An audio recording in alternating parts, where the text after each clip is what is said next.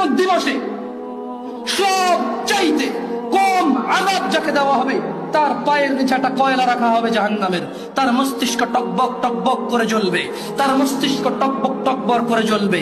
এই ব্যক্তি মনে করবে আমার চাইতে বেশি শাস্তি মনে হয় আল্লাহ তাআলা যত মানুষ সৃষ্টি করেছে আর কাউকে দেয়নি।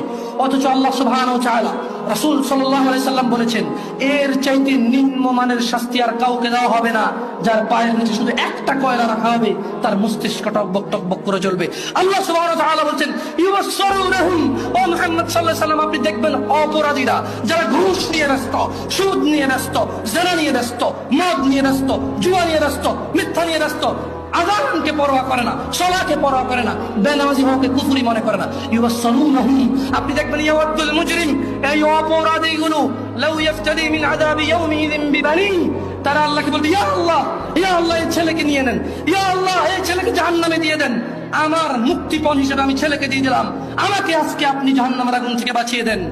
ওয়া সাহিবাতিহি ওয়া আখি, অপরাধী অপরাধ করে মৃত্যুবরণ করিও না মুসলিম। এজন্য আমি বক্তব্যের শুরুতে বলেছিলাম ওয়ালা তামুতুন্না ইল্লা ওয়া আনতুম মুসলিমুন, মুসলমান হওয়া ছাড়া মরিও না, খবরদার মুসলমান হওয়া ছাড়া মরিও না। মুসলমান হওয়া ছাড়া মরলে বড় বিপদ আছে, মুসলমান হওয়া ছাড়া মরলে বড় বিপদ আছে। ইউবাসসিরুনহুম ইয়াওয়াদুল মুজরিমুনা ওয়া ইফতাদি মিন আযাব